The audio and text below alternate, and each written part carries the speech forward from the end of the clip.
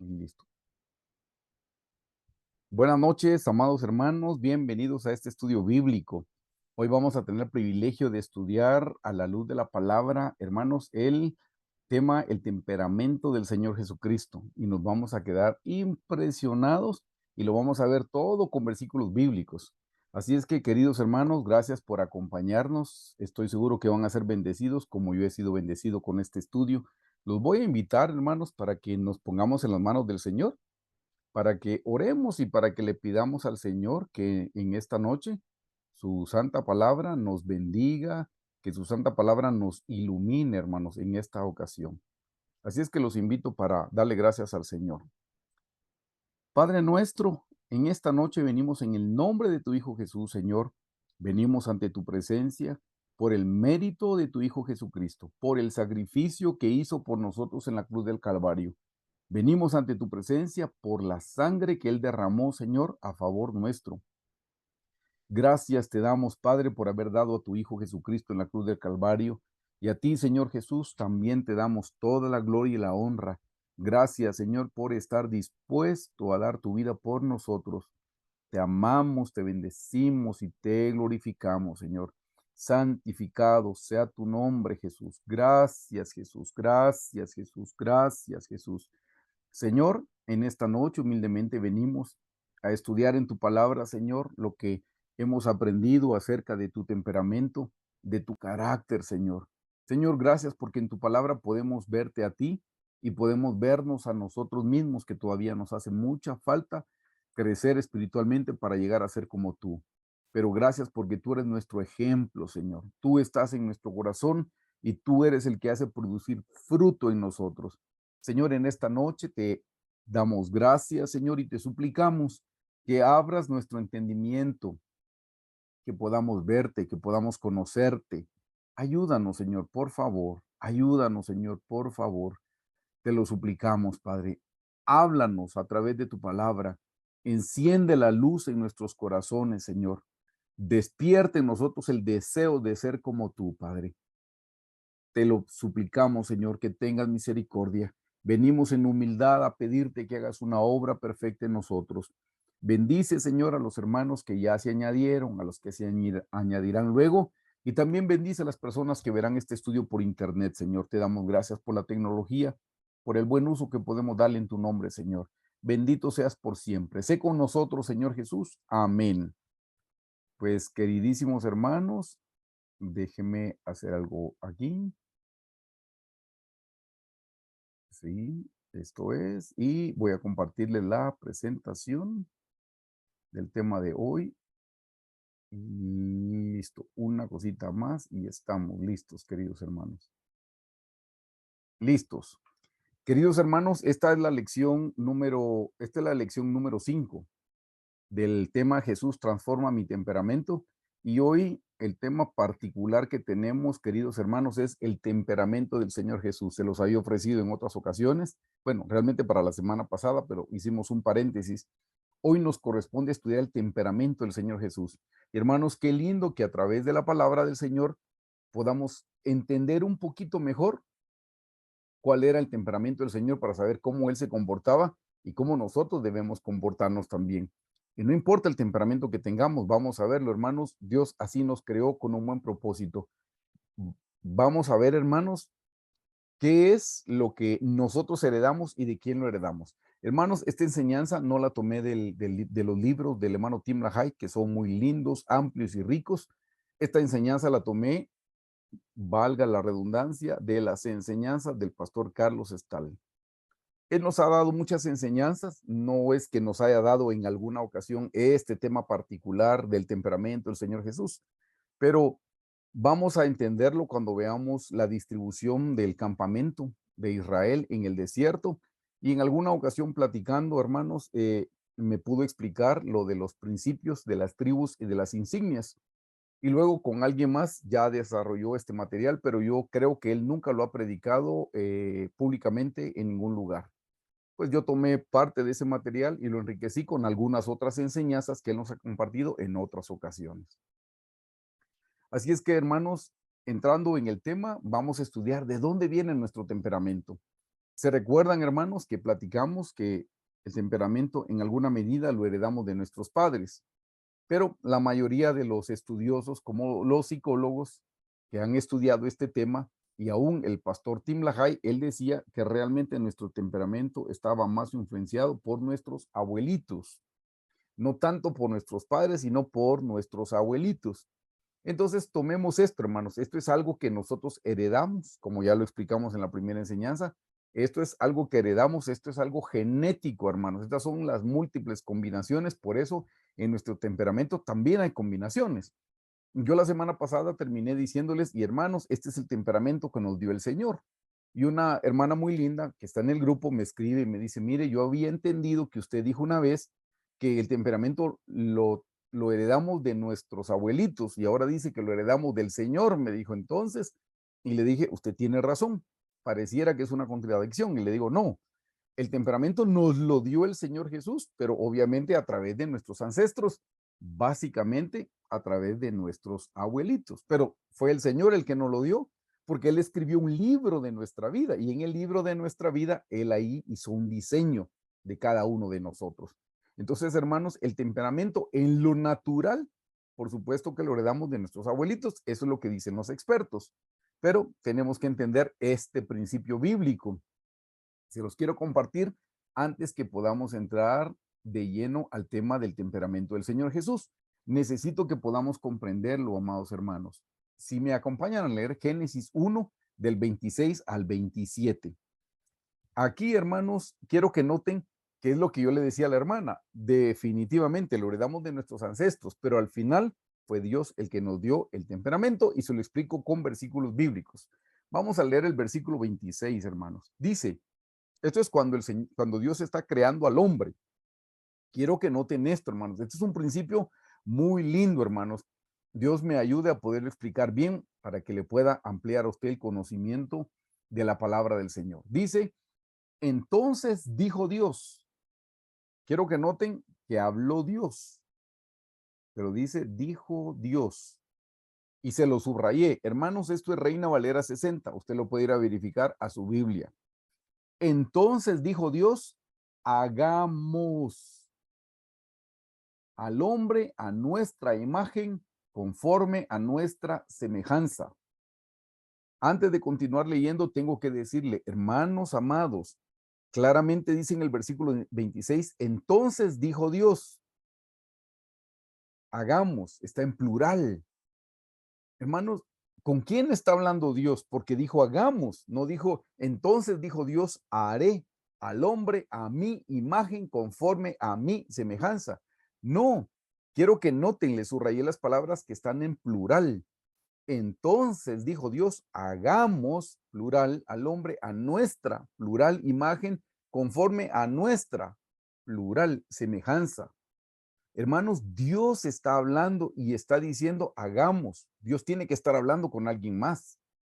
Terminemos de leer y le termino de explicar. Y dice, entonces dijo Dios, hagamos al hombre a nuestra imagen, conforme a nuestra semejanza, y señoree en los peces del mar, en las aves de los cielos, en las bestias de toda la tierra, y en todo animal que se arrastra sobre la tierra. Versículo 27. Y creó Dios al hombre a su imagen, a imagen de Dios lo creó, varón y hembra los creó. Hermanos, ¿con quién está hablando Dios? Porque aquí claramente dice, hagamos. Entonces déjeme decirle, hermanos, está hablando el Padre, está hablando el Hijo y está hablando el Espíritu Santo. Hermanos, están hablando los tres, porque ahí dice, dijo Dios. La palabra Dios que se menciona aquí en hebreo es Elohim. Es un nombre, es difícil entenderlo para nosotros, porque es un nombre uniplural. Hermanos, eso no existe en español y creo que no existe en otro idioma. Creo que solo en el hebreo existe algo que es uno y es plural, es singular y es plural. Para nosotros o es singular o es plural, pero no puede ser que sea singular y plural a la vez. Eso no se puede, hermanos. Pero aquí usted nota que habló Dios y habla en plural porque dice hagamos nuestra. Hermanos, es porque estaba hablando Estaba hablando Dios el Padre, Dios el Hijo y Dios el Espíritu Santo, porque ellos son tres y son uno a la vez. Vean qué lindo. Ahora, hermanos, es difícil para nuestra mente finita comprender estos principios, como ha dicho el pastor Carlos. Si nosotros podemos entender a Dios, o Dios es demasiado chiquito, o nosotros estaríamos al nivel de Dios. Y ni una ni otra, ni Dios es chiquito, ni nosotros podemos, ni nosotros somos Dios para comprenderlo. Así es que hay cosas que no vamos a comprender, como ellos son tres y son uno a la vez, hermanos. Pero aquí claramente les puedo comprobar con la Biblia, entonces dijo Dios, hagamos. Quiere decir que está hablando Dios el Padre, Dios el Hijo y el Espíritu Santo. Hermanos amados, ellos son tres y son uno a la vez. Ahora dice que Él nos creó a nosotros a su imagen y conforme a su semejanza. Quiere decir que en alguna manera nosotros nos parecemos, hermanos, nosotros nos parecemos al Señor en alguna manera, porque claramente en el 27 dice, creó Dios al hombre a su imagen, a imagen de Dios. Entonces, hermanos, podemos ver nosotros que ellos son tres y son uno a la vez.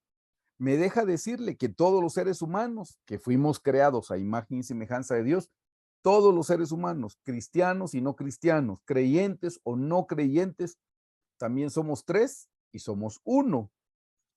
¿Cómo así que somos tres o somos uno? Hermanos, todos los creyentes, o todo, perdón, todos los seres humanos, lo estoy diciendo mal, todos los seres humanos tenemos cuerpo, tenemos alma y hermanos, tenemos espíritu. Tenemos tres ingredientes o tres componentes. Se dan cuenta que somos tres y también somos uno. ¿Qué es el cuerpo? Ya lo hemos explicado en otras ocasiones. Hermanos, amados, el cuerpo es la parte externa que podemos ver, lo que estudiamos en ciencias naturales, que tenemos que ver con los músculos, con los huesos y los demás órganos. El organismo que nosotros conocemos es en nuestro cuerpo. Adentro de nuestro cuerpo hay algo que se llama el alma. El alma, como lo hemos platicado en la triple naturaleza, hermanos, el alma es donde radican los pensamientos, las emociones, los sentimientos. Y más adentro del alma hay otro compartimiento, si le podemos llamar así, que es el espíritu. ¿Cómo podemos definir el espíritu? Pues el espíritu, hermanos, es algo que Dios nos dio a nosotros y es algo que en nosotros anhela las cosas de arriba. El espíritu es el que desea, hermanos, las cosas celestiales. Quiero que noten que cuando el espíritu se une con el cuerpo, es lo que la Biblia le llama carne. Han leído en Gálatas que dice, las obras de la carne son en contra de las obras del espíritu, o más bien dicho, el fruto del espíritu. Cuando el cuerpo y el alma se unen y el cuerpo hace lo que el alma desea, porque hermanos, el alma desea, pero no lo puede obtener si no es a través del cuerpo. Por ejemplo, le digo, en el alma están los sentimientos, pero hermanos, usted presiona un cadáver que ya no tiene alma y no siente, porque los sentimientos están en el alma.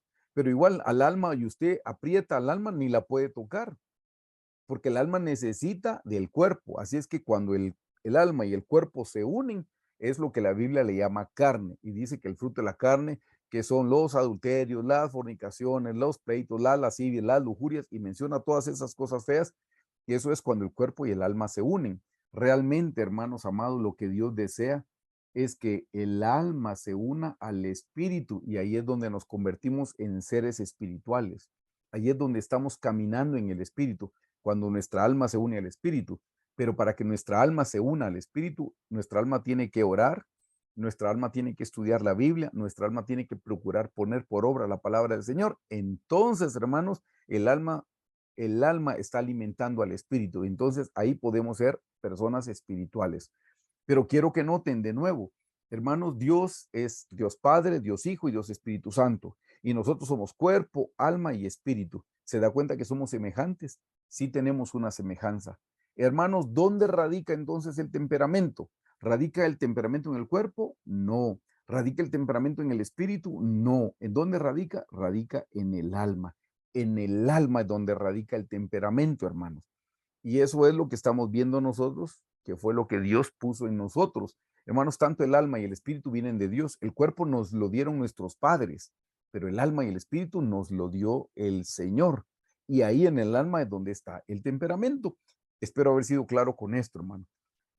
Continuando con este punto, hermanos, les voy a comprobar que nosotros fuimos hechos a imagen de Dios. Hermanos, somos una imagen del Señor.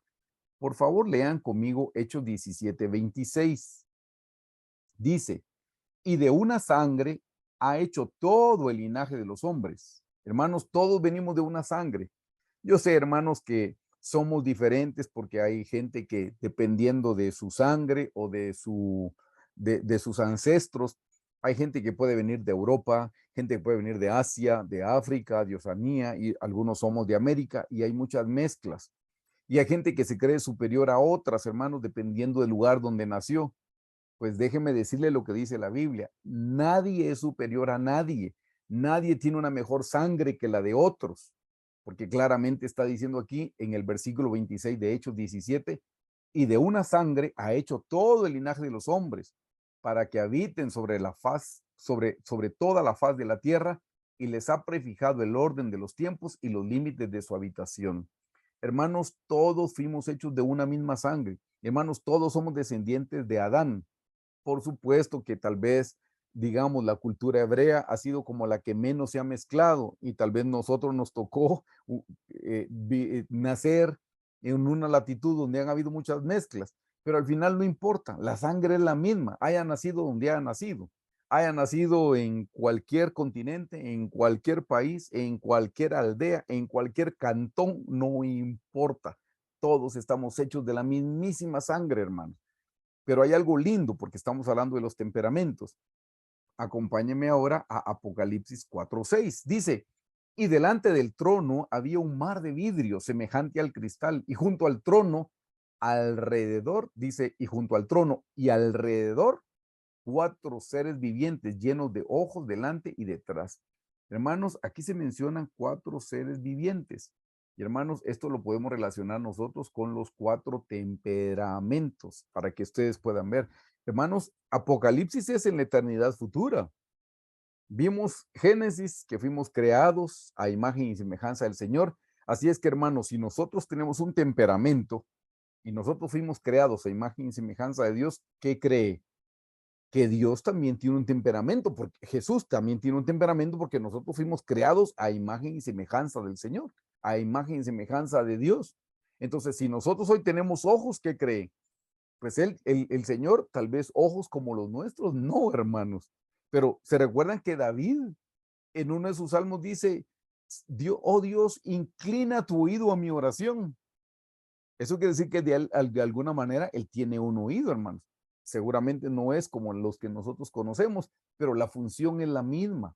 Así serán sus ojos, así será su boca. David decía, Señor, háblame. ¿Por qué? Porque hay una boca para hablar. Pues es de la misma manera, hermanos. El Señor Jesús tiene un temperamento, por eso nosotros tenemos un temperamento, porque nosotros fuimos creados a imagen y semejanza del Señor. Espero, hermanos, con esto haberles confirmado que si lo que nosotros tenemos, si nosotros tenemos manos, el Señor tiene manos también, porque fuimos creados en imagen y semejanza. Entonces les digo, con esto mi propósito es comprobarles, hermanos, que si nosotros tenemos un temperamento, el Señor Jesús debe tener un temperamento, porque alguien también me preguntó, pero mire, en verdad eso es bíblico, que el Señor Jesús tiene un temperamento. Yo dije, por supuesto que sí. Solo véase usted, todo lo que usted tiene es algo que el Señor nos dio de sí mismo, porque fuimos hechos, somos hechura suya, fuimos hechos a su imagen y a su semejanza. Eso es para que a usted no le quede ninguna duda. Hermanos, este es nuestro temperamento. Nuestro temperamento, ¿se recuerdan cuando ustedes llenaron la hoja, hermanos? Tiene dos áreas o dos secciones. Están las fortalezas y están las debilidades. Hermanos, todos nosotros tenemos fortalezas y debilidades, pues usted ya lo comprobó cuando hizo su examen, se dio cuenta. Usted tiene fortalezas, pero también tiene debilidades, igual que su servidor, fortalezas y debilidades. ¿Se imaginan, hermanos, qué lindo sería que uno pudiera tener solo fortalezas, hermanos, y nada de debilidades? Imagina que las debilidades están anuladas. Ay, hermanos, ¿cómo sería nuestra vida? ¿Cómo sería la vida de nuestra familia con una persona que no tuviera debilidades, sino solo fortalezas, hermanos? Nuestros hogares serían un Edén, un paraíso, hermanos, serían un oasis en medio del desierto. Pero eso todavía no sucede en nuestras vidas, pero sí sucede en la vida del Señor Jesús. El Señor Jesús, a diferencia nuestra, hermanos, sí tiene los temperamentos. Y quiero que sepa, el Señor Jesús tiene los cuatro temperamentos, no solo uno, y en breve se lo explico con la Biblia. El Señor Jesús tiene los 4 temperamentos. Tiene el sanguíneo, tiene el colérico, tiene el melancólico y tiene el flemático. El Señor Jesús tiene los 4 temperamentos. Pero hermanos, miren qué lindo, que a diferencia de nosotros, Él sí no tiene las debilidades, hermano. Él no tiene las debilidades. Él solamente tiene las fortalezas. Y hermanos, esa es la meta con nosotros, que si nos dejamos transformar por el Espíritu Santo, si nos dejamos transformar por el Señor Jesucristo, nosotros, hermanos, vamos a tener más fortalezas y menos debilidades. En la medida que nos entreguemos al Señor, Él va a multiplicar nuestras fortalezas y va a disminuir nuestras debilidades. Veamos, por favor, cuáles son las fortalezas de cada uno de los temperamentos para que podamos ver que este, hermanos amados, es el temperamento del Señor Jesús. Esto que vamos a leer es el temperamento, pero ven, no tiene nada de debilidades, todos son fortalezas como se los anoté por aquí. El temperamento del sanguíneo, vean la fortaleza: sociable, convincente, entusiasta, activista, espontáneo, optimista, humorístico, encantador, alegre, inspirador, cálido y cordial. Solo fortalezas, hermano. Qué lindo ese temperamento, solo fortalezas. Veamos ahora el colérico. Perdón, el colérico es, uno dice, pero el colérico, sí, hermanos, como todos, ya le dije, tiene sus fortalezas. El colérico es aventurero, persuasivo, decidido, inventivo, positivo, seguro, osado, constante, tenaz, líder, productivo y atrevido. Ay, me faltó una R, hermanos, perdón, lo transcribí mal. Entonces, hermanos, se dan cuenta, este es el temperamento del colérico, solo fortalezas. Veamos las fortalezas del melancólico: analítico, abnegado, respetuoso, sensible, planificador, puntual, fiel, detallista, considerado, leal, organizado y controlado. Hermanos, esas son fortalezas del melancólico. Y nos falta el último, el flemático. Vean sus fortalezas: adaptable, considerado, reservado, gozoso, paciente, atento, amigable, inofensivo, conciliador, tolerante, equilibrado y exacto. Miren, hermanos, qué lindo que nosotros tuviéramos en nuestro temperamento solo esto. Como les dije, ¿se imaginan cómo sería nuestra vida y cómo sería la vida de nuestros seres queridos, la gente que tenemos más cerca? No, esto sería, como le dije, un oasis en el desierto, hermanos. Sería algo precioso. Pero si no lo tenemos ahorita, no nos desanimemos. Hermanos, en la medida que conocemos al Señor, oramos, nos entregamos, le pedimos perdón, y el Señor poco a poco va a ir convirtiendo todo esto, todas las debilidades las va a ir eliminando, y lo que va a hacer es afianzando nuestras fortalezas con la ayuda del Señor. Entonces, ahora quiero comprobarles con la Biblia de dónde podemos decir nosotros que el Señor Jesús tiene los 4 temperamentos y solo las fortalezas. ¿Y eso dónde aparece en la Biblia, hermanos? Bueno, esto es lo que el pastor nos explicó. Hermanos, ¿se recuerdan ustedes que en el Antiguo Testamento, cuando el pueblo de Israel estuvo en Egipto, estuvo como esclavos 400 años? En total vivieron 435 en Egipto, pero los primeros 35 años la pasaron muy bien. A los 35 años cambió el faraón, murió y se levantó otro faraón, y lo que hizo fue esclavizarlos. Así es que el pueblo de Israel en Egipto fue esclavo por 400 años. Y el Señor, por su misericordia, levantó a un caudillo que fue Moisés para que pudiera liberar al pueblo. Y salieron desde Egipto hasta Canaán y se tardaron 40 años en el desierto por desobedientes, por no haberle creído al Señor. Pero Dios, en su gran amor y su infinita misericordia, hermanos, les dio algo que se llama el tabernáculo. Le llamamos el tabernáculo de Moisés porque a Moisés le dio el diseño.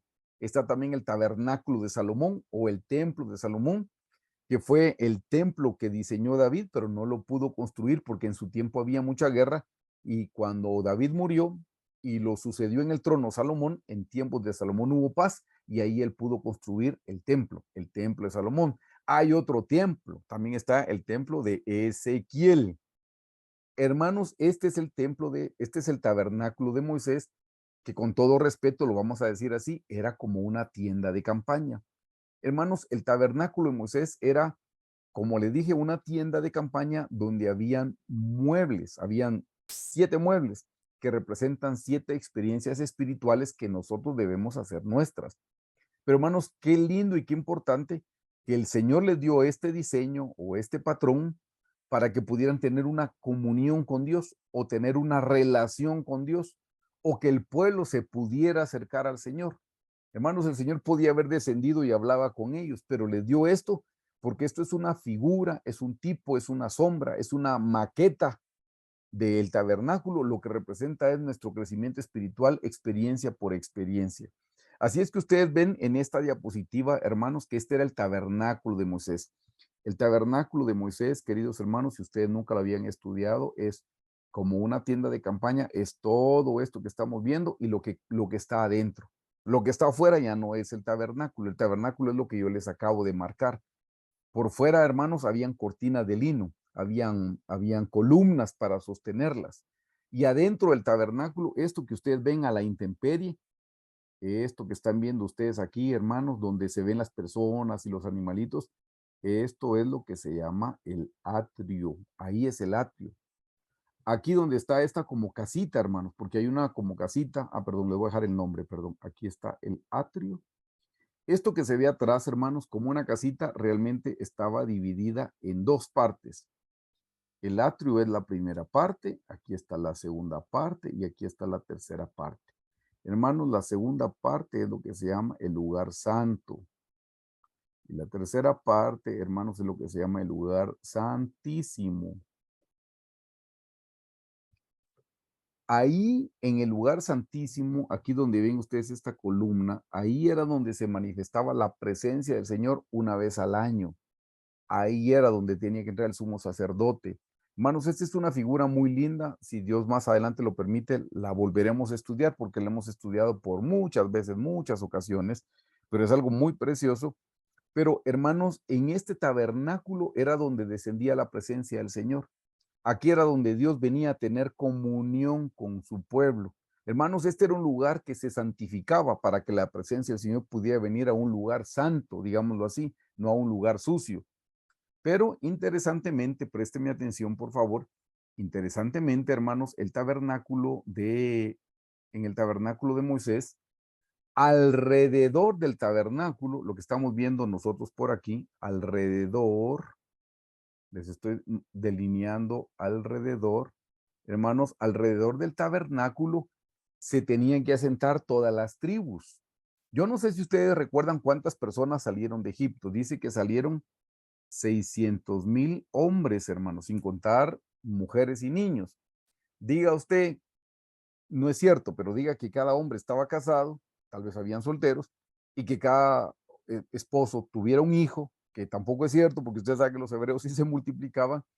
Diga 600,000 por 3, hermanos, usted está hablando de 1,800,000 personas, aproxímelo, 2 millones de personas. Hermanos, alrededor de este tabernáculo tenían que acampar 2 millones de personas. Hermanos, eso es un montón. En la ciudad capital de Guatemala somos 3 millones ahora aproximadamente. Entonces, quítale un tercio y piense cuánta gente era, hermano. O sea, es un montón de gente. Y se tenían que acampar alrededor.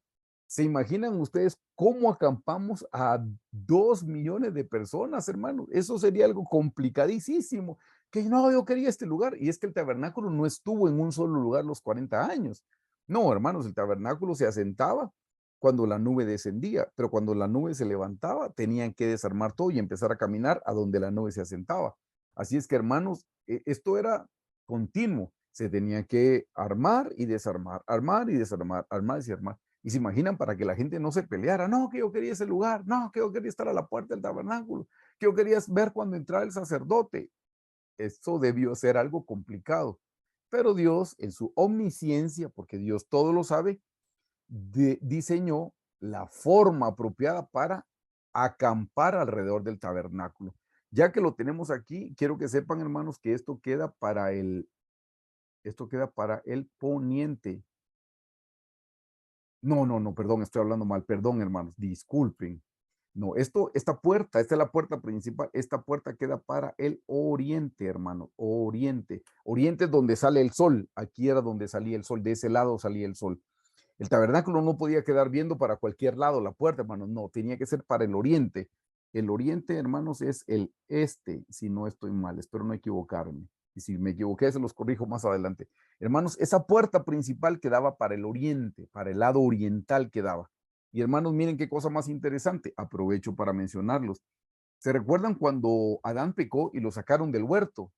Si ustedes leen bien en Génesis, dice que cuando sacaron a Adán y a Eva del huerto, pusieron a unos querubines cuidando la puerta de regreso. Y precisamente dice que ellos salieron por la puerta del oriente, por la puerta del oriente salieron. Hermanos, ellos salieron de la presencia, Adán y Eva salieron de la presencia del Señor, salieron por el lado oriental. Hermanos, qué figura más preciosa, porque Adán y Eva salieron por la puerta del oriente, hermanos. Y si nosotros queremos entrar a la presencia del Señor, hermanos, tenemos que entrar por la puerta del oriente, por la misma puerta por donde salió Adán. Adán salió por el oriente y nosotros tenemos que entrar por el oriente, porque esta puerta queda al oriente. Se los estoy repitiendo, oriente, que es el este. Así es que, hermanos, lo que vamos a estudiar aquí es el orden del campamento. Por eso este es el título de la diapositiva, el orden del campamento, porque en el orden del campamento vamos a entender el temperamento del Señor Jesús. Hermano, en el Antiguo Testamento, lo podemos ver. ¿Qué le parece? Así es que acompáñenme, por favor. Solo déjeme hacer una revisión aquí, cómo voy con el tiempo. Déjeme un chancecito para no extralimitarme, hermano, por respeto a usted. Déjeme hacer algo, perdone. Sí. Y listísimo, ahí estoy. Perfecto. Muy bien, hermanos. Entonces quiero que veamos, el campamento estaba dividido, obviamente, en 4 lados, hermanos. Oriente, poniente, norte y sur. Habían 4 lados en el campamento. Diga, este es el 1, aquí estaba el 2, aquí estaba el 3 y aquí al final estaba el 4. Así es que vamos a ver el campamento dividido en 4. La primera parte del campamento, queridos hermanos, era el campamento de Judá. Quiero que por favor me acompañen a leer esta cita bíblica para que podamos comprenderlo. Está en Números. Números 2, del 1 al 9. Dice, habló Jehová a Moisés y a Aarón diciendo, los hijos de Israel acamparán cada uno junto, note, a su bandera. Hay banderas, hermanos, hay banderas. Habían 12 banderas, una bandera por cada tribu, pero en el campamento sobresalen 4 banderas. De una vez se lo menciono, sobresalen 4 banderas. De nuevo, dice en el 2, los hijos de Israel acamparán cada uno a su bandera, bajo las enseñas de las casas de sus padres, alrededor del tabernáculo de reunión acamparán. Estos acamparán al oriente. Mire, aquí dice al oriente, al este, la bandera del campamento de Judá. Esta es la primera tribu. Si eran 12 tribus y son 4 lugares, hermanos, son 3 tribus por cada lado, 3 tribus por cada lado. Así es que cuando veamos el campamento vamos a ver que hay 3 tribus. Entonces dice en el versículo 3, estos acamparán al oriente, al este, la bandera del campamento de Judá por sus ejércitos. El jefe de los hijos de Judá, Naasón, hijo de Aminadab. Versículo 4, su cuerpo de ejército con sus contados 74,600. Hasta dan el número de cuántos habían por tribu. Hermanos, estos son los de Judá. Versículo 5, junto al campamento de la tribu, perdón, junto a él, a Judá, acamparán los de la tribu de Isaacar. Aquí está la segunda tribu. Y el jefe de los hijos de Isaacar, Natanael, hijo de Suar, su cuerpo de ejército con sus contados 54,400. Ese es el dato de los de Isaacar. Versículo 7. Y la tribu de Zabulón, aquí está la tercera tribu, y el jefe de los hijos de Zabulón, Eliab, hijo de Elón, su cuerpo de ejército con sus contados 57,400. Todos los contados en el campamento de Judá, note, 186,400. Ese es el total de las 3 tribus. La suma de los datos es esto. Dice todos los contados por el campamento de Judá, 186,400 por sus ejércitos marcharán adelante. Hemos terminado con el primer campamento, hermanos, que estaba al lado oriental. Por favor, recuerden, el lado oriental, y era Judá. Pero Judá no estaba solo. Judá estaba con Isaacar y estaba con Zabulón, como lo acabamos de ver. Nos vamos a la segunda parte del campamento, que es el campamento de Rubén. Por favor, continúen leyendo conmigo números 2 del 10 al 17. Y la bandera del campamento de Rubén, ve que aquí está Rubén, el segundo campamento, estará al sur por sus ejércitos. Y el jefe de los hijos de Rubén, Elisur, hijo de Sedur, su cuerpo de ejército con sus contados 46,500. Acamparán junto a él los de la tribu de Simeón, la segunda tribu del lado sur. Aquí estamos en el lado sur, hermanos. Y dice, y el jefe de los hijos de Simeón, Selumiel, hijo de Surizadai, su cuerpo de ejército con sus contados 59,300. Versículo 14. Y la tribu de Gad, aquí está la tercera tribu de este lado, y el jefe de los hijos de Gad, Eliasaf, hijo de Reuel, su cuerpo de ejército con sus contados 45,650. Todos los contados en el campamento de Rubén, 151,450. Por sus ejércitos marcharán los segundos. Luego irá el tabernáculo de reunión con el campamento de los levitas en medio de los campamentos en el orden en el que acampan. Así marchará cada uno junto a su bandera. Noten que hay un campamento también de los levitas. Luego se los enseño yo con la gráfica. Vamos más. El campamento de Efraín. Seguimos con números 2, 18, 24. La bandera del campamento de Efraín, aquí está la primera tribu por sus ejércitos, al occidente. Ya llevamos oriente, llevamos sur, ahora nos toca occidente. Y el jefe de los hijos de Efraín, Elisama, hijo de Amiud. Su cuerpo de ejército con sus contados, 40,500. Junto a él estará la tribu de Manasés. Aquí está la segunda tribu. Y el jefe de los hijos de Manasés, Gamaliel, hijo de Pedasur. Su cuerpo de ejército con sus contados, 32,200. Y la tribu de Benjamín, aquí está la tercera tribu. Y el jefe de los hijos de Benjamín, Abidán, hijo de Gedeoni, y su cuerpo de ejército con sus contados 35,400. Todos los contados del campamento de Efraín, 180,100. Por sus ejércitos irán los terceros. ¿Ven? Y por último, el cuarto campamento, que es el de Dan. Eso está en números 2, del 25 al 33.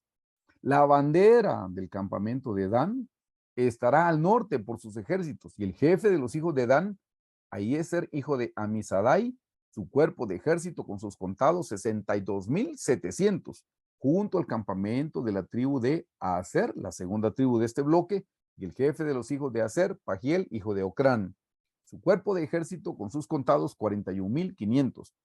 Y la tribu de Neftalí, y aquí está la última tribu, con esas son 12, es la tercera de este bloque, y el jefe de los hijos de Neftalí, Ahira, hijo de Enán, su cuerpo de ejército con sus contados 53,400. Todos los contados en el campamento de Dan, 157,700, irán los últimos tras sus banderas. Estos son los contados de los hijos de Israel según las casas de sus padres. Todos los contados por el campamento, por sus ejércitos, 603,550.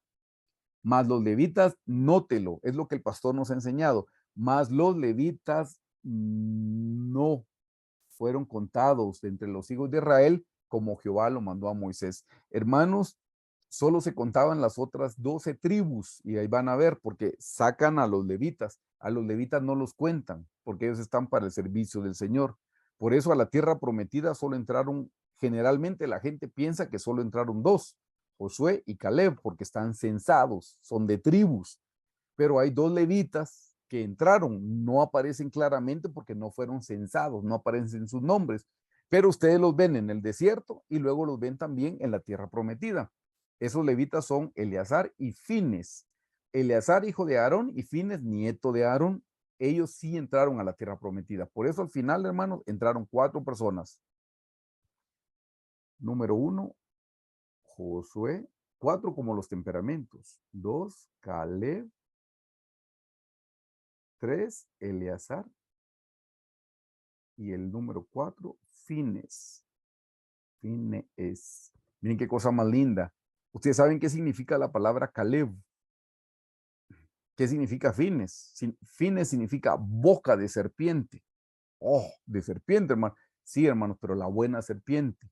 Aprovecho para decirle, en la Biblia los animales tienen significado.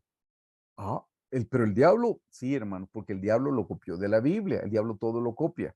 En la Biblia los animales tienen significado y no solo tienen un significado bueno o no solo tienen un significado malo, no. Los animales en la Biblia tienen su significado bueno y su significado malo, depende del contexto en el que están. Por ejemplo, la serpiente, lo primero que uno piensa es en el diablo. Y sí, hermano, la serpiente representa al diablo. Pero también el Señor Jesús le dijo a sus discípulos, sean astutos y prudentes como la serpiente, dijo. No nos puede estar diciendo que seamos astutos como el diablo o prudentes como el diablo. Tiene que ser que hay una buena serpiente. Entonces, fine significa boca de serpiente, pero el que les quería mencionar que me encanta su significado es Caleb. ¿Alguien sabe qué significa Caleb? Caleb significa perro, eso significa. ¿Por qué? Porque un perro es mansito, hermanos. O sea, no le digo humilde, un perro es mansito. Usted le puede gritar y golpear y el perrito se va huyendo en el rato, pero lo vuelve a llamar y el perrito se acerca. Miren la humildad, así es este animalito, esa es su naturaleza. Pero interesantemente, hace unos pocos años aprendí, hermanos, lo que no sabía, que la palabra Caleb viene de dos otras palabras hebreas. Caleb viene de dos palabras, Kuló, Lev. Lev es corazón, eso lo han aprendido con el pastor Carlos o la doctora Hicks. Lev es corazón y la palabra Kuló significa todo. Entonces, perro significa todo corazón. Y eso es lo que el Señor espera que nosotros seamos. Por eso este hombre se llamaba Caleb, se llamaba perro, todo corazón, porque era todo corazón para el Señor. Algún día estudiaremos a estos personajes ya en detalle. Pero volviendo a esto, hermanos, ven, queridos hermanos, que hay 4 campamentos y en los 4 campamentos de los 4 lados hay 3 tribus, pero hay una tribu que sobresale con su bandera que sobresale. Entonces se lo tengo que explicar. Queridos hermanos, así era como se tenían que ordenar, hermanos. Les estoy poniendo yo aquí el tabernáculo. Este tabernáculo tiene un orden diferente. Aquí le puse yo para dónde está el norte, hermanos. El norte, queridos hermanos, está para acá. Quiere decir que la puerta del tabernáculo queda para acá, porque esto sería el este o el oriente. Aquí está el este o el oriente, hermanos. Entonces, aquí quedaría el norte y aquí el sur, y aquí queda del otro lado, está el oeste. Aquí está, miren, norte, este u oriente, sur, oeste, o esto le pueden llamar también poniente. Poniente. Entonces, hermanos, estas eran las tribus. Del lado oriental, para que lo podamos ver bien, está en primer lugar, estaba Judá, después estaba Isaacar y estaba Zabulón, ¿lo recuerdan? Del lado sur, primero estaba Rubén, y ahí estaba Gad, y de ahí estaba Simeón. Del lado del norte, primero estaba Dan, después estaba Aser y después estaba Neftalí, en ese orden. Y del lado oeste, primero estaba Efraín, después estaba Manasés y después estaba Benjamín. Quiero que noten algo importante. Hermanos, los levitas tenían que ir alrededor del tabernáculo, entre el tabernáculo y las tribus. Ahí era donde ellos eran los que acampaban más cerca, hermanos. Miren qué cosa más linda. Ellos acampaban más cerca, hermanos. El pastor Carlos precisamente en la prédica del domingo nos explicó, hermanos, que el Señor nos llama a ser reyes y sacerdotes. Los sacerdotes eran los levitas, pero para ser rey primero yo tengo que ser sacerdote. Y dígame si en esta figura no lo podemos comprobar, porque los que estaban más cerca, hermano, eran los levitas, más cerca de la presencia del Señor. Hermanos, nosotros si queremos reyes tenemos que estar más cerca de la presencia del Señor. Si queremos gobernar nuestro corazón, nuestras actitudes, nuestras emociones, nuestros sentimientos, nuestra conducta, tenemos que aprender a tener una relación de amor con el Señor Jesús, porque eso hacían los levitas. Los levitas se dedicaban a la oración, al estudio y a la enseñanza de la palabra. Pero ven, queridos hermanos, les borro todo esto para que lo puedan ver mejor y no confundirse. Pero ven, queridísimos hermanos, que aquí están las 12 tribus, pero les hice saber de dónde era que se encontraban los levitas. Y pueden verlo, hermanos, los levitas eran los que estaban cerca del tabernáculo y las demás tribus estaban alrededor. Así es que este era el orden del campamento. Ya los números no se los puse, las cantidades en otro estudio, si Dios lo permite, pondremos las cantidades porque cada cantidad era importante. Pero en este caso solo me importa o necesito que ustedes vean el orden del campamento. La tribu principal del oeste era Judá, recuérdelo por favor. La del sur era Rubén, la del norte era Dan y la del oeste era Efraín. Esas eran las 4 tribus importantes, por eso van al centro y eran las que primero nombraban. Recuerdan que le decíamos el campamento de Dan, el campamento de Efraín, el campamento de Rubén y el campamento de Judá. Así es que ustedes lo pueden comprobar porque así es como lo decía la Biblia. Así es que aquí solamente les presentamos, hermanos, el orden de las tribus. La que iba al centro era la principal y cada una de las que iba al centro tenía una bandera. Esa es la bandera que tenemos que estudiar. Por eso les hice esta introducción para que podamos orientarnos y ubicarnos. Hermanos amados, estas eran las banderas de las 4 tribus importantes. Aquí está Judá, está Rubén, está Dan y por último está Efraín. Así es como estaban. Por favor, véanlas y luego se los voy a presentar en un diagrama para que ustedes lo puedan ver completamente. Estas eran las banderas de las 4 tribus principales. Y presten atención, hermanos, porque estas son las banderas o estas son las insignias que denotan el temperamento del Señor Jesucristo. Estas insignias son, cada insignia representa un temperamento. Miren qué cosa más linda, hermanos, cada insignia representa un temperamento. De una vez se lo voy a poner aquí.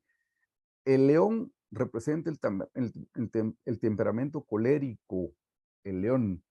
El buey representa el temperamento flemático.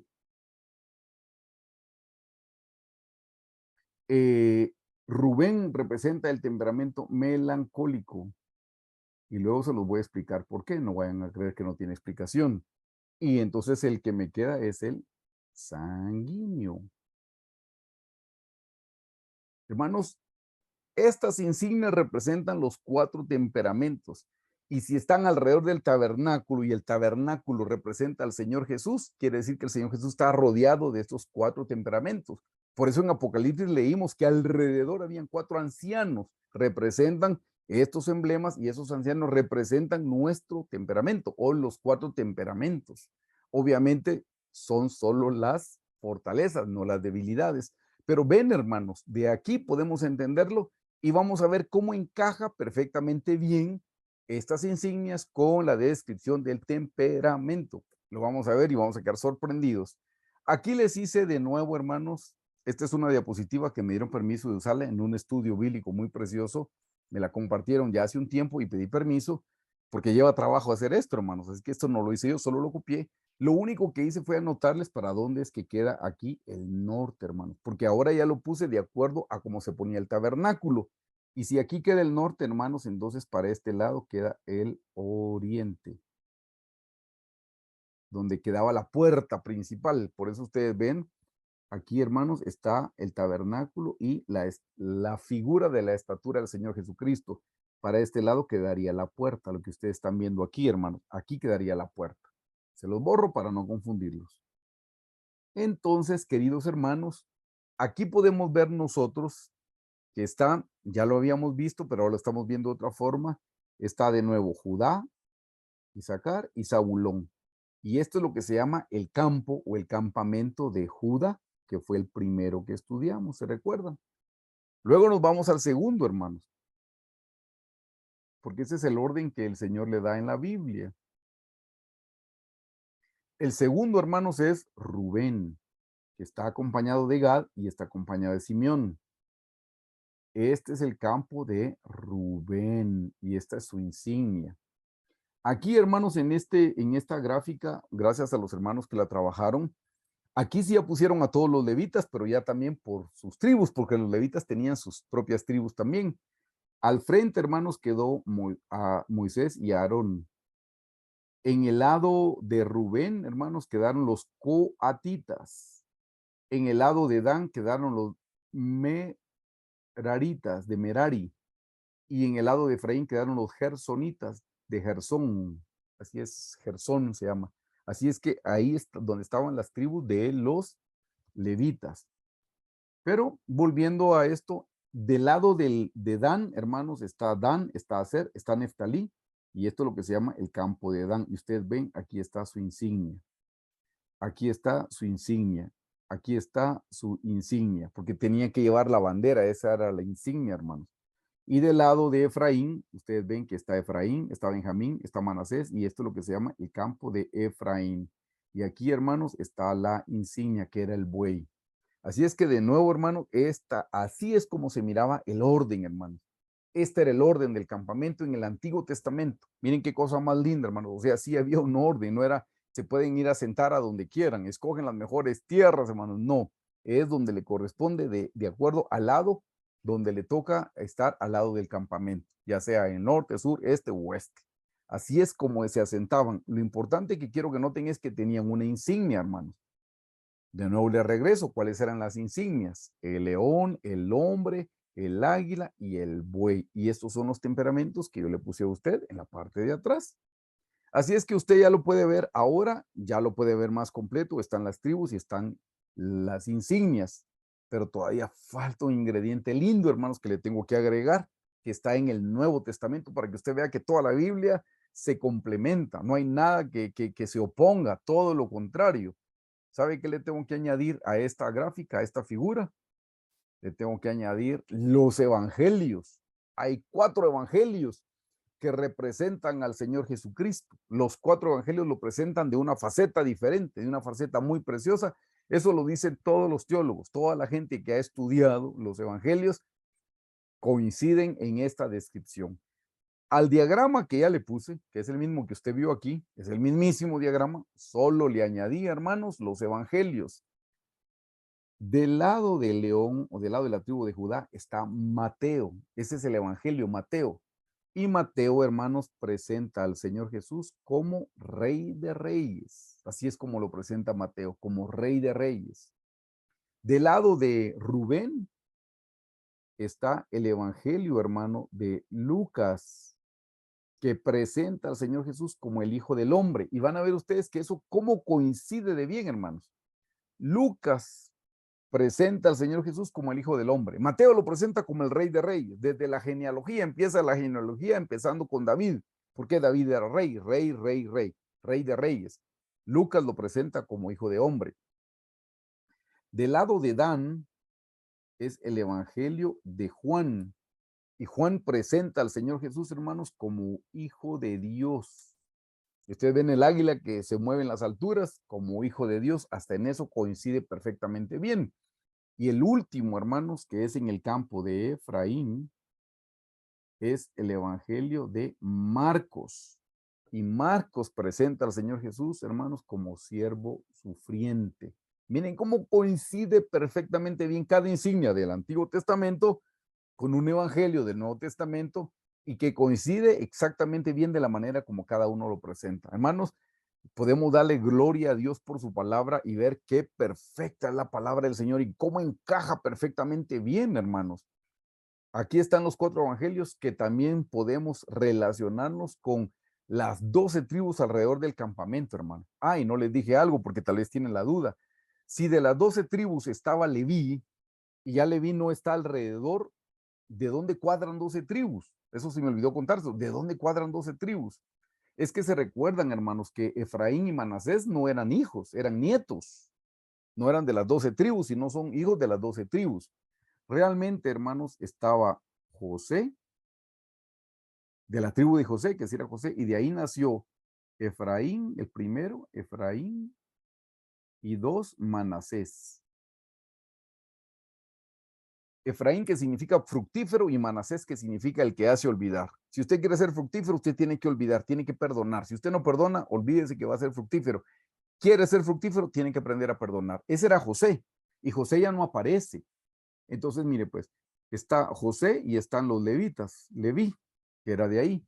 No están ni José ni Leví, se fueron 2 tribus, pero en lugar de José entró Efraín y Manasés, que son los que aparecen aquí en el campo de Efraín, aparece Efraín y Manasés. Entonces ve perfectamente la Biblia, salió José y entran sus 2 hijos. Entonces sobraría uno porque serían 13 tribus, no porque también sale Leví, entonces se volvieron a quedar con 12. Eso se lo explico solo para que vea usted la omnisciencia de Dios con su palabra y que la Biblia no se contradice para nada. Si alguien piensa que la Biblia se contradice, es porque no la ha entendido, la está estudiando mal, porque la Biblia no tiene contradicciones.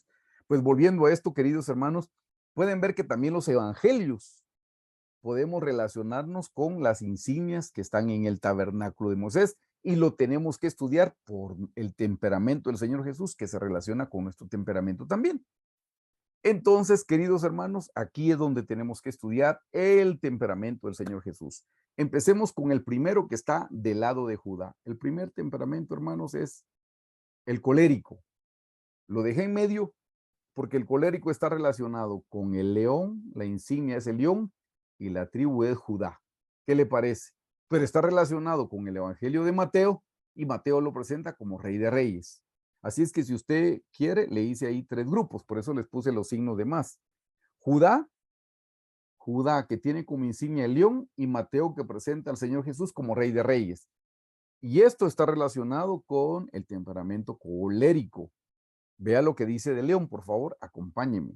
El león, dice, el león prevalece sobre todo animal.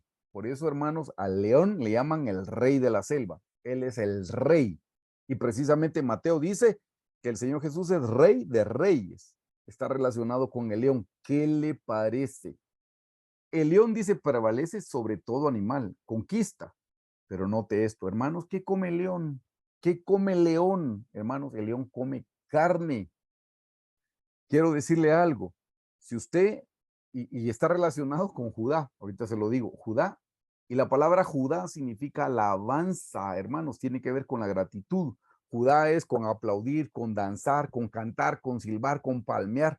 Eso es bíblico, hermanos. Si usted todavía no danza en su iglesia, por favor estudie la Biblia, solo lee el Salmo 150. Todo lo que respira, alabe a Jehová, alábelo con pandero, alábelo con instrumento de júbilo, alábelo con danza, dice. Danza es lo que hoy conocemos como danza. Lo digo porque a un erudito que no creía en la danza le preguntaron, hermano, mire, pero ahí dice que con danza, ¿qué es danza? Y dice, la danza es un instrumento musical antiguo que ya no se usa. No, hermano, danza, es baile, pues eso es lo que dice la Biblia. No le cambie los términos, váyase a su concordancia de Strong y estudie qué dice la Biblia. Hermano, mire qué cosa más linda. Le digo por qué la gente cuando conoce el principio de la alabanza y no canta, no aplaude, no silba o no danza. ¿Sabe por qué? Porque tiene carne.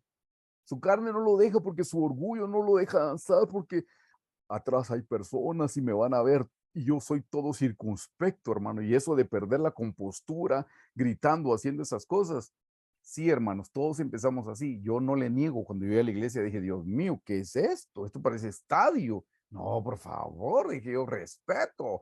Aquí solemnidad, estamos en la presencia del Señor. Pero eso fue al principio, hermano. Pero luego uno cuando lee la Biblia, uno ve que el pueblo del Señor danzaba. David dice que danzó de júbilo, eso se llama remolinear. Y danzó de tal manera, hermanos, que se le subió un poquito el borde del vestido. Y Mical, su mujer, le dijo, ay, le dijo al rey, como un cualquiera has quedado delante de las mujeres del pueblo, le dijo. O sea, lo menospreció en su corazón, eso dice claramente la Biblia, pero no sé si lo ha leído. Léalo. Ella juzgó a David porque había danzado para el Señor y la Biblia dice, y ella quedó estéril y nunca tuvo hijos. Hermanos, cuando uno critica las cosas del Señor, uno cae en esterilidad. No tiene que ser una esterilidad física, no estoy asustando a ninguno. Digo esterilidad espiritual. Pero en este caso, hermanos, el león está relacionado con la alabanza. Del lado de la tribu en lo físico, le estoy diciendo, el león devora carne. ¿Sabe cuándo devora la carne? Cuando usted está danzando, ahí el león se está comiendo la carne, se está comiendo su carne, su orgullo, el que dirán, etcétera, etcétera, etcétera. Pero ya estudiamos a León y a Judá. Ahora estudiemos el Evangelio de Mateo y Reyes. Vea lo que dice. Mateo describe al Señor Jesús como descendiente de reyes, porque lo era, hermano. El Señor Jesús era descendiente de reyes. Claro, es descendiente de Dios, el Rey Supremo. No, pero terrenalmente así es como lo describe Mateo, Rey de Reyes. Pero mira una cosa qué linda. Lo hemos aprendido, hermanos.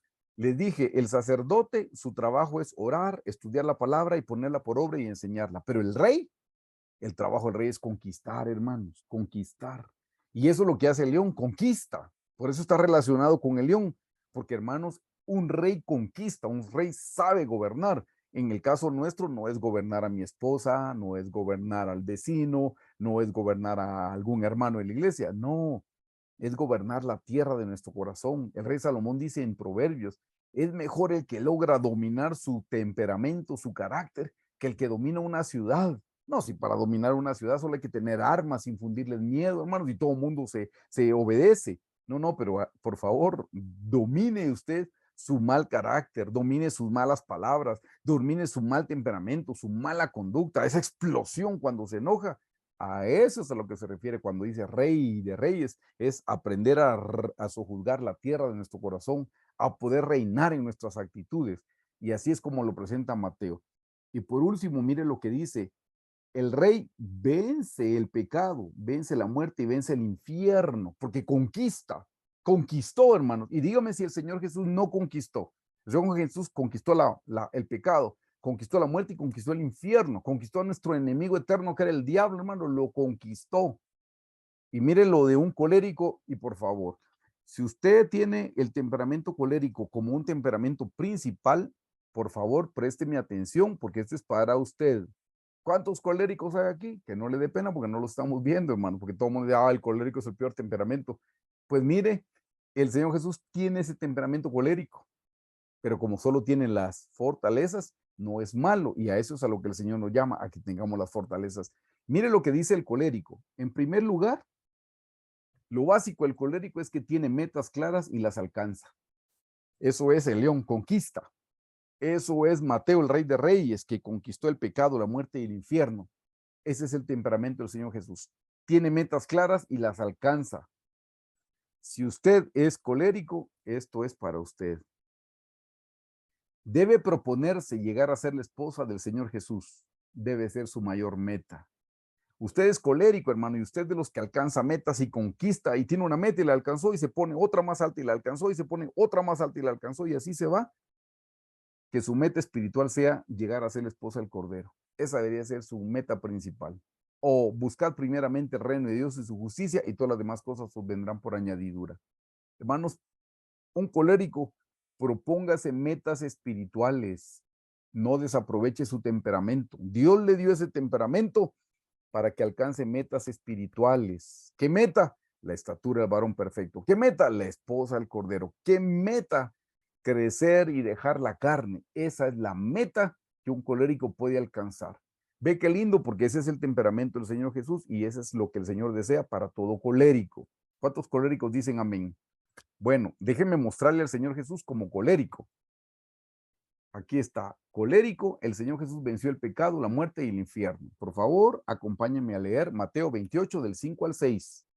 Mas el ángel respondiendo dijo a las mujeres, esto es cuando las mujeres fueron a buscar al Señor Jesús al sepulcro, les dijo, no temáis vosotras, porque yo sé que buscáis a Jesús, el que fue crucificado.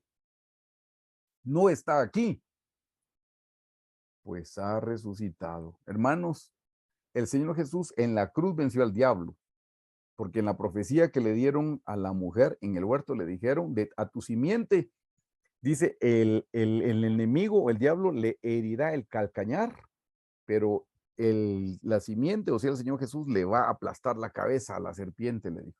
Y hermanos, pero con su resurrección conquistó totalmente la muerte y el infierno. Versículo 6, no está aquí, pues ha resucitado. Como dijo, venid, ved el lugar donde fue puesto el Señor. Hermanos, como colérico, el Señor tenía una meta, y su meta, hermanos, era conquistar el pecado, conquistar la muerte y conquistar el infierno. Acompáñenme a leer Apocalipsis 1, 17, 18, por favor.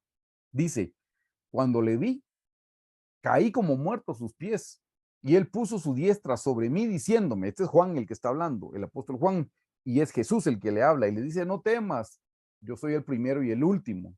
Hermanos, ¿quién es el primero y el último? El Señor Jesús. Él es el primero y el último, el alfa y el omega, el principio y el fin de todas las cosas. Y le dice, yo soy el primero y el último, y el que vivo y estuve muerto, mas he aquí que vivo por los siglos de los siglos. Amén. Y note, y tengo las llaves de la muerte y del Hades. Hermanos, a eso fue, entre otras cosas, a lo que el Señor Jesús descendió los 3 días y las 3 noches al infierno. a quitarle las llaves a la muerte y al infierno, al Hades, y lo venció totalmente. Hermanos, ven, un colérico tiene metas y las alcanza. Así es que de nuevo le repito, amado hermano, si usted es colérico, propóngase metas claras espirituales. Su mayor meta debe ser llegar a ser la esposa del Cordero. Su mayor meta es buscar primeramente el reino de Dios y su justicia. Un colérico tiene capacidades para ser empresario, hermanos. Un colérico tiene capacidades para cosas materiales, naturales de esta vida. Y cúmplalas porque ese es su llamado, pero no deje de cumplir el llamado espiritual. Dios le dio una meta espiritual como a todos, pero para el colérico es más fácil alcanzarlo, porque va detrás de una meta y la alcanza. Así es que dele gloria a Dios si su temperamento es el colérico. Nos vamos con el segundo temperamento, hermanos. Está la tribu de Rubén. Se recuerdan que su insignia es el hombre. Esto tiene que ver con el melancólico y está relacionado con el Evangelio de Lucas, y Lucas presenta al Señor Jesús como hijo de hombre. Y vamos a ver por qué como hijo de hombre, porque Juan lo presenta como hijo de Dios, pero Lucas lo presenta como hijo de hombre. Y recuerdan que el Señor Jesús casi siempre que se refería, él decía, el Hijo del Hombre no vino para ser servido, el Hijo del Hombre vino para dar su vida en rescate. Siempre decía el Hijo del Hombre, el Hijo del Hombre. ¿Por qué? Porque él reconocía que habiendo nacido físicamente, también era descendiente de Adán, el Hijo del Hombre. Por eso se decía el Hijo del Hombre. Pero hay una diferencia. El Hijo del Hombre, pero sin pecado, no como nosotros, no como Adán, no, sin pecado. Pero regresemos a la primera parte. Estudiemos a la tribu de Rubén y estudiemos la insignia del hombre. Hermanos, ¿qué representa la insignia del hombre? Representa al hombre racional.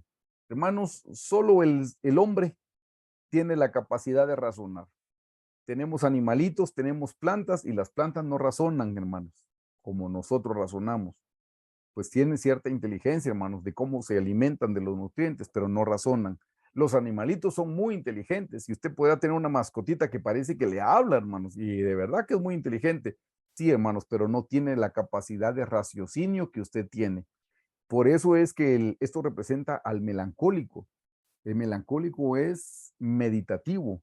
El melancólico es analítico porque él usa su sentido racional al 100%, hermanos. Él siempre está razonando, siempre está pensando, siempre está tratando de comprender. Por eso el melancólico, como le digo, es meditativo, pasa tiempo meditando y meditando y meditando. ¿Por qué? Porque la insignia es el hombre y el hombre representa al hombre racional, al hombre puro. Rubén, porque estamos hablando que está relacionado con Rubén. Miren qué cosa más linda. La palabra Rubén significa ved al hijo. Eso significa, ved al hijo significa, lo puede buscar en su concordancia de Strong. Rubén significa ved al hijo. Fue el primer hijo de Jacob. Ese fue el primer hijo que tuvo con Lea. Ved al hijo, es lo primero. ¿Y saben qué significa? Hermanos, esa tribu se tiene que formar en nuestro corazón. Ved al hijo significa deja o deje que el Señor Jesús se vea en su vida. Eso significa, hermanos, dejemos que sea el Señor Jesús, que cuando toca en la puerta de nuestro corazón, en mi caso, que no salga Eric, el Eric de toda la vida. No, no, que cuando toque en la puerta de mi corazón salga el Señor Jesús amable, el Señor Jesús amoroso, cálido. No, no, no, no la persona gruñona que soy, o no la persona enojada que soy, o no la persona iracunda que soy. No, no, no. Ver al Hijo significa que vean a Jesús en mí, que lo vean en mi conducta, que lo vean en mi manera de hablar, que lo vean en mi manera de ver, hasta mi manera de ver, hermanos, que se note que soy cristiano, que se note que Jesús vive en mi corazón. Eso significa, Rubén, dejar ver al Hijo en su vida, eso significa.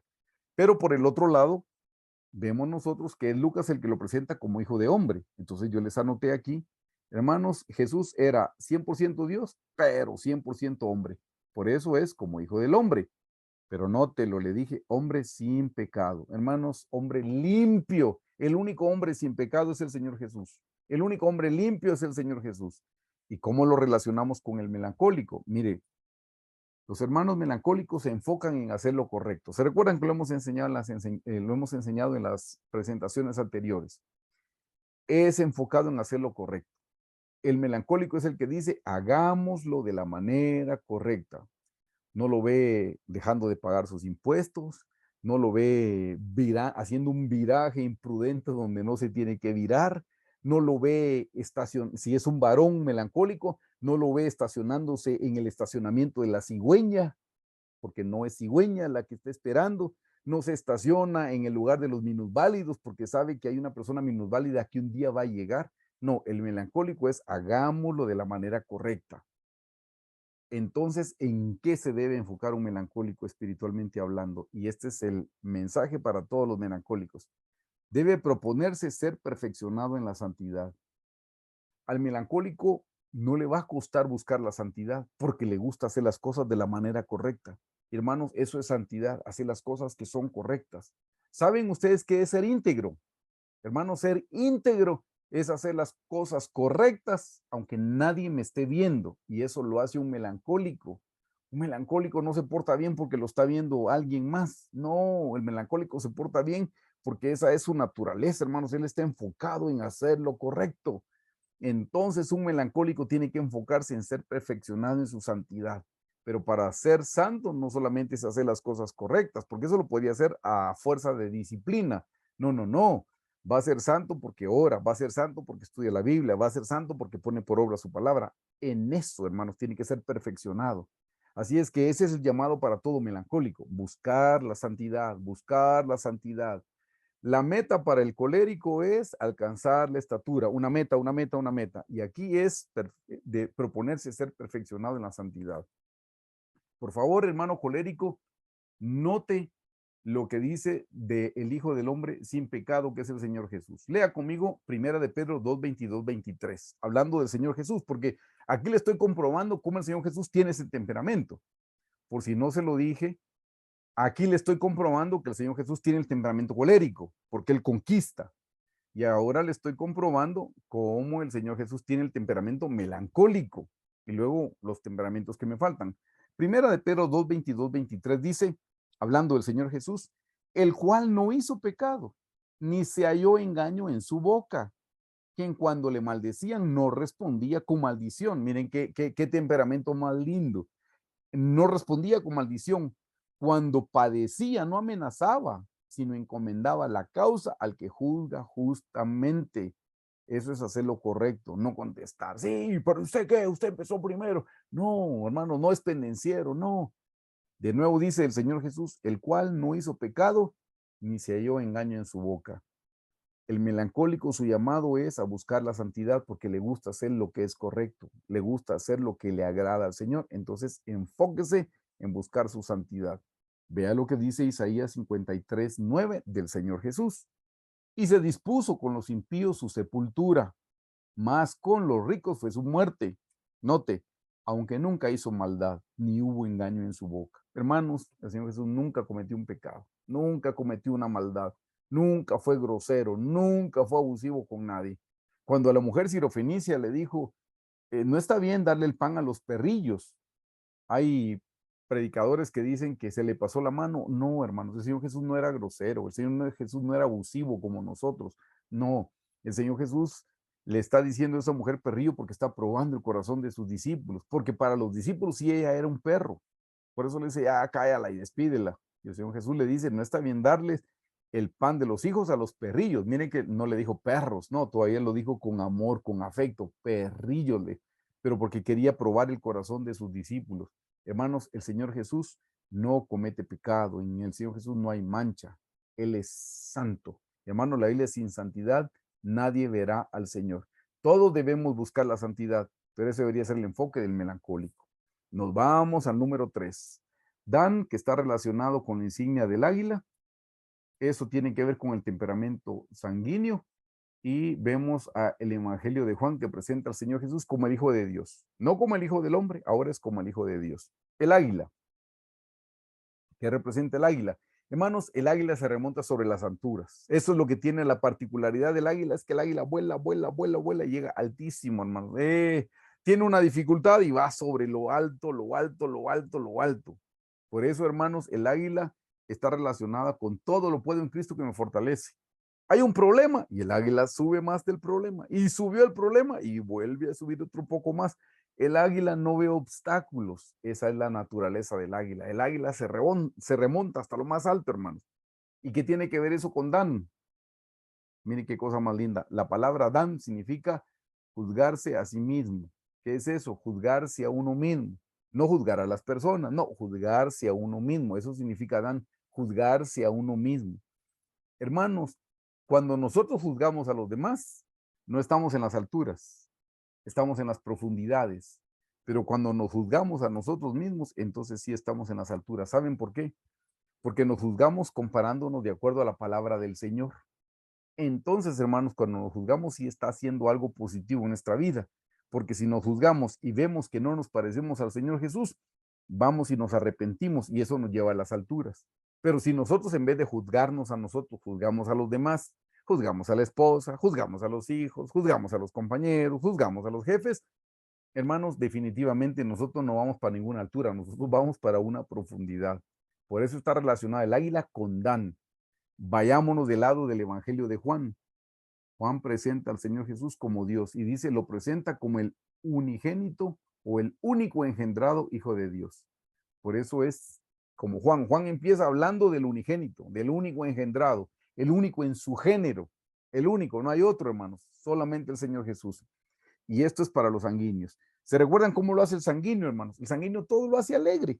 O sea, el sanguíneo se remonta y el sanguíneo es alegre, es contento. Eso es lo que dice el sanguíneo. El melancólico dice, hagámoslo todo de la manera correcta. El sanguíneo dice, hagámoslo todo, hagámoslo alegre, hagámoslo feliz. Entonces, esta es su meta espiritual. El sanguíneo debe proponerse hacerlo todo con gozo, aún lo que le provoca dolor. No tiene que hacer con gozo solo lo que le trae placer. No, no, eso lo hace el sanguíneo natural que no es cristiano. El sanguíneo cristiano tiene que hacer todo con gozo, incluyendo lo que le provoca dolor. Eso que le provoca dolor y lo va a hacer con gozo, hermano. Él tiene la facilidad para el gozo. Querido hermano, si usted es sanguíneo, levánteme la mano. Su meta debe ser hacerlo todo con gozo, hermano, todo con gratitud. Gracias, Señor. Gracias, Padre. Señor, todo lo puedo en Cristo que me fortalece. Hay un obstáculo, bendito sea tu santo nombre. Estoy pasando por una escasez. Como dijo Pablo, doy gracias cuando tengo y cuando no tengo. Doy gracias en la abundancia y doy gracias en la escasez. Todo lo puedo en Cristo que me fortalece. Job, ¿qué dijo? Dios dio y Dios quitó. Alabado sea el nombre del Señor. Ese debería ser el lema de un sanguíneo. Hacerlo todo contento y gozoso, no solo lo que le trae placer, también lo que le trae dolor. Quiero que vea al Señor Jesús como un sanguíneo gozoso. El Señor Jesús fue la persona más gozosa de este mundo, hermanos. Se lo compruebo con Hebreos 12:2. Por favor, permítame un momentito, perdón. Hebreos 12:2 dice, puesto los ojos en Jesús, el autor y consumador de la fe. Note, el cual por el gozo puesto delante de él sufrió la cruz.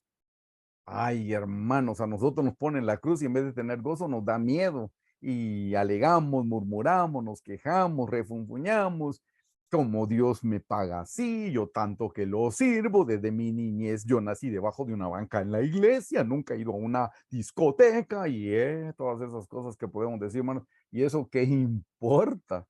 Dios nos está probando a nosotros, hermanos, y Él tiene de hecho probarnos como Él desee. Aquí el Señor Jesús dice, el cual por el gozo puesto delante de él sufrió la cruz. Por eso le digo una vez más, el Señor Jesús no fue a la cruz llorando, murmurando, quejándose, diciendo, no, yo no quiero ir a la cruz, Padre, me va a doler, es que eso duele. No, hermanos, el Señor no es un cobarde. El Señor dijo, no les he dado un espíritu de cobardía, sino de poder, de amor y de dominio propio. Hermanos, ¿cómo nos va a pedir el Señor Jesús que no seamos cobardes? Y supuestamente predican que él en Getsemaní era un cobarde y se estaba echando para atrás. Todo lo contrario, usted ya sabe la realidad.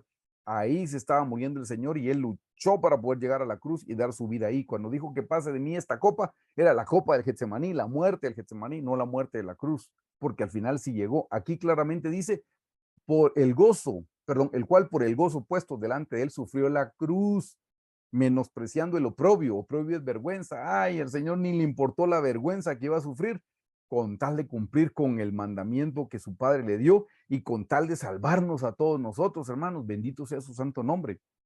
Así es que dice, puesto los ojos en Jesús, el autor y consumador de la fe, el cual por el gozo puesto delante de él sufrió la cruz, menospreciando el oprobio y se sentó a la diestra del trono de Dios y ahí estuvo su recompensa. Pero lea conmigo, por favor, el Salmo 47, 45:7. Mire lo que dice el Señor Jesús. Has amado la justicia, aborrecido la maldad. ¿Ve? Él no hizo maldad porque la aborrece. Él lo que ama es la justicia. Por tanto, te ungió Dios, el Dios tuyo. Mire lo que dice con óleo. Óleo es aceite. Te ungió Dios con óleo de alegría más que a tus compañeros. Por eso le digo, hermanos, el Señor Jesús era la persona más gozosa de esta tierra. Ese es el llamado para un sanguíneo. Ser gozoso, pero no solo cuando le va bien, gozoso cuando le va mal, gozoso cuando esté en medio de una prueba, gozoso cuando esté en medio de una tribulación. Si esté en una prueba, dice, el Señor prometió que aunque pases por el fuego no te quemarás y aunque pases por las aguas no te anegarán. Gozosos como los amigos de Daniel que estaban en el horno de fuego y ellos estaban felices, hermanos, porque con ellos estaba el Señor Jesús adentro. Así es que ese es el llamado para un sanguíneo, hermanos, tener gozo en medio de las pruebas. Y nos queda el último, hermano, lo puse con rojo porque es el siervo sufriente. Está Efraín, aquí casi no se nota, está el flemático, y aparece Marcos, que lo presenta, el Evangelio de Marcos, que lo presenta como el siervo sufriente y está relacionado con el buey. Hermanos, ¿qué representa el buey? El buey representa un fiel servidor. Todos los que tienen el temperamento flemático, hermanos, están relacionados con el buey, fiel servidor. ¿Se recuerdan que cuando vimos las fortalezas y las debilidades del flemático, decíamos que el flemático es buenísimo para trabajar los sueños y los proyectos de alguien más, no los propios, porque esa es su naturaleza. Él es un fiel servidor. Él trabaja con fuerza por lo ajeno, pero no por lo propio. Bueno, aquí está hablando de el buey es un fiel servidor. Miren, hermanos, ¿qué significa Efraín? Ser fructífero, se los había mencionado. Efraín significa ser fructífero. Y les dije, primero viene Manasés, el perdón, el que perdona, el que hace olvidar, y después viene ser fructífero. Pero en este caso, hermanos, el buey es el fructífero. Y hermanos, usted quiere ser fructífero, aprenda a servir. El Señor Jesús siempre decía, yo no vine a ser servido, yo vine a servir, yo vine a servir, yo vine a servir. Siempre dijo, yo vine a servir, hermano. Si usted quiere ser una persona fructífera, tiene que aprender a servir, pero no sirva solo en la plataforma. El otro día alguien me decía, hermano, mire, ala, ¿con quién puedo hablar para ver si no me ponen a hacer algo en la plataforma?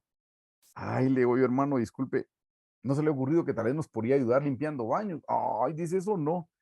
No, si servir en la plataforma, le digo, es re lindo, todo el mundo quiere estar ahí, si no es cantando, dirigiendo la alabanza, tocando un instrumento, dando los anuncios o predicando.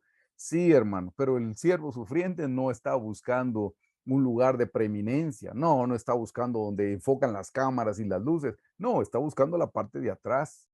Eso es lo que hace Efraín, es fructífero porque aprendió a servir. Mire cómo lo presenta Marcos. Marcos lo presenta como el siervo sufriente. Dice, lo revela como el siervo, note, incansable, fiel y diligente. Es que eso se necesita cuando uno va a servir, hermano. Primero ser incansable, ser fiel y ser diligente, hermano. O sea, diligente rápido. O sea, si lo va a hacer, no se tarde en hacerlo. Hágalo lo más pronto posible. Hágalo porque es para el Señor. Y si alguien tenía que trabajar con usted y no llegó, usted siga sirviendo con toda diligencia y con todo amor. No se enoje porque, ay, me citaron temprano y ninguno vino, solo a mí me tocó venir temprano. Sí, hermanos, esas cosas van a pasar porque Dios está probando su corazón. ¿Para quién sirve usted? ¿Para que lo miren o para que lo mire Dios? ¿Para que lo mire la gente o para que lo mire el Señor? Así es que Dios también prueba la motivación de su servicio. En segundo punto dice su mayor acto de amor. Oh, mire esto. En el caso del Señor Jesús, su mayor acto de amor y servicio fue su muerte. Por eso es el siervo sufriente. Del flemático dice, mire lo que lindo. ¿Se recuerdan, hermanos? El flemático vive para servir. Sirve, sirve, sirve, sirve, sirve. Entonces, este es el objetivo, hermanos, de un flemático en lo espiritual, porque ese es el temperamento del Señor Jesús. Debe proponerse amar a Dios y darse a su prójimo. Hermanos, el resumen de la ley, amarás al Señor tu Dios y a tu prójimo como a ti mismo. Un flemático, si usted es flemático, tiene la capacidad para amar al Señor con todo su corazón y también para darse a su prójimo, para servirlo. Eso ha estado predicando el pastor estos últimos domingos, hermano, aprender a morir. Bueno, eso es aprender a morir, pero es mucho más fácil para un flemático, hermanos, para ceder. Por eso el flemático dice, hagámoslo todo en paz. El flemático prefiere perder dinero prefiere perder posesiones que discutir con alguien, porque vale más su paz, vale más su tranquilidad, vale más su servicio, hermanos, que cualquier cosa material. Así es que, el flemático va dejando esas cosas, no importan, con tal de que estemos bien, con tal de servir, con tal de amar. Y esto es lo último, hermanos. Aquí demuestra el Señor Jesús su temperamento flemático. El Señor Jesús sirvió hasta la muerte, hermanos. Por favor, lean conmigo Juan 13, del 4 al 5.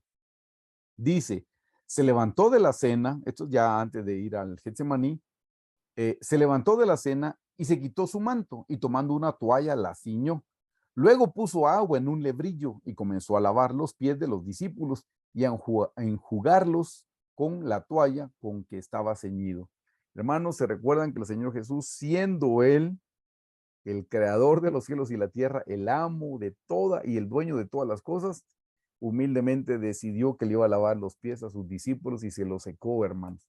Que fue donde Pedro se le opuso y el Señor Jesús lo terminó de convencer.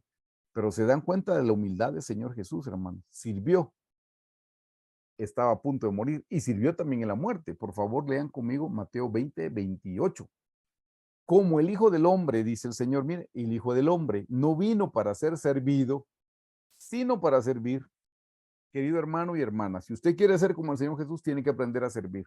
No espere hasta que le pidan hacer algo en la iglesia, no hágalo, usted ya sabe que ese tiene necesidad. La iglesia es su casa.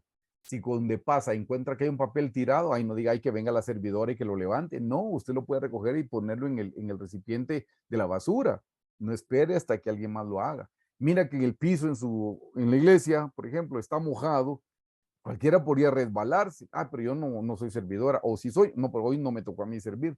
No, hermanos, es que el servicio es una cultura, es cultura de servicio. Hasta así lo manejan en las corporaciones. Yo quiero contarle que yo a los hermanos de la iglesia con los que trabajamos les digo, en las corporaciones grandes, en las empresas grandototas, tienen un departamento que se llama servicio al cliente.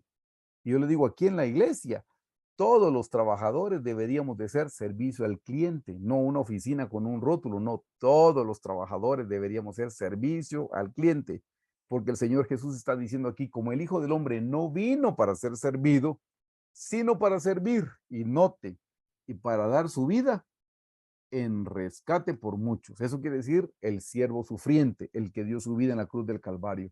Hermanos, vean al Señor Jesús, está en la cruz y todavía está sirviendo. Estaba en la cruz cuando uno de los ladrones lo injurió y le dijo, si eres el Hijo de Dios, bájate de esa cruz y bájanos a nosotros también. Y no le contestó. Pero el otro le dijo, le pelea al ladrón malo y le dice, mira, nosotros estamos aquí justamente, pero este hombre no ha hecho nada malo. Y le dice, tú no temes ni a Dios y estamos junto con él.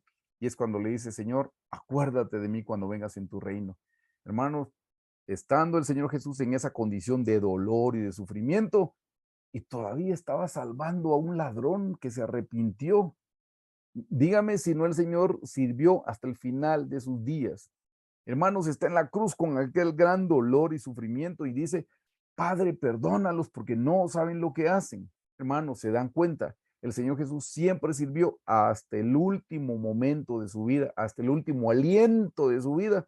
Y el Señor Jesús estaba sirviendo, estaba sirviendo, estaba sirviendo y terminó sirviendo. Hermanos, eso es el llamado para un melancólico. El llamado del melancólico es amar y servir a Dios y darse a su prójimo, servir a su prójimo. Porque hermanos, el amor son obras, el amor es servicio. Porque hay gente que piensa, mire hermano, pero yo no siento amar a mi prójimo. No, es que eso no se trata de sentimiento. El amor son obras, es servicio. Si usted no tiene el sentimiento, pero si lo hace, lo está amando. Si usted no tiene el sentimiento, pero le sirve, lo está amando, porque eso es el amor, son obras. La Biblia claramente dice en Santiago, la fe sin obras es muerta, porque las obras es amor, y a eso es a lo que el Señor nos llama. Así es que, hermanos, se han dado cuenta de los temperamentos del Señor Jesús. Estos son los 4 temperamentos, solo las fortalezas, hermanos, y es a lo que el Señor a nosotros nos ha llamado. El Señor nos ha llamado a nosotros, queridos hermanos, a que nosotros en nuestro temperamento tengamos solamente las fortalezas. Ya le dije desde el principio, las debilidades, yo las tengo que confesar en oración y pedir al Señor que nos perdone, que me perdone y clamar la sangre sobre cada debilidad que yo tenga para que el Señor me la quite, me la quite, me la quite, y se vayan todas las debilidades y queden solo las fortalezas. Así es que, queridísimos hermanos, los voy a invitar a orar ahí donde están ustedes, por favor. Quiero que oren conmigo y le demos gracias al Señor. No importa el temperamento que nosotros tengamos, hermanos. El temperamento que tengamos es el temperamento que le tenemos que dar gracias a Dios, y ya vimos el enfoque que podemos tener. Oremos, hermanos. Señor Jesús, gracias porque en esta ocasión, en esta enseñanza, pudimos ver a través de tu palabra tu temperamento, Señor, y que tú tienes la combinación perfecta. Y Señor, gracias porque hemos podido ver que de tu temperamento, lógicamente tú no tienes debilidades porque tú no cometes pecados. Tú solo tienes fortalezas. Y Señor, ahora te damos gracias por el temperamento que tenemos, que pudimos haber heredado de nuestros padres o abuelos, pero al final, el temperamento viene de ti, Señor, porque fuimos creados a imagen y semejanza tuya. Hoy entendemos, Señor, que tú nos creaste de una manera especial. Señor, perdónanos si alguna vez renegamos de nuestro temperamento, si alguna vez diciendo somos introvertidos, pero queríamos ser extrovertidos, o somos extrovertidos y hablamos mucho y quisiéramos hablar menos. Señor, tú nos diste este diseño, pero nuestro pecado lo pervirtió y por eso es que tenemos debilidades. Hoy venimos delante de tu presencia con todas nuestras debilidades a ponerlas en el altar del holocausto, a pedirte que las cubras con tu preciosa sangre, a pedirte que quemes, Señor, todo lo que a ti no te agrada, todo lo que no provenga de ti, Señor, quémalo, quémalo y destrúyelo, Señor, y consúmelo en el altar. Deja en nosotros solo lo que proviene de ti, las fortalezas de nuestro temperamento. Ayúdanos a ser como tú. Gracias porque hemos podido vernos en el espejo de la palabra el día de hoy, Señor. Y gracias una vez más por el temperamento con el que nos formaste del polvo de la tierra, Señor. Gracias porque eso estaba escrito en tu libro acerca de nosotros, Señor. Ayúdanos a cumplir con el propósito eterno que tienes para cada uno de nosotros, Señor. Todo te lo pedimos en el nombre de tu Hijo Jesús. Gracias por tu palabra. Sé con nosotros en esta noche, Señor. En el nombre de Jesús. Amén.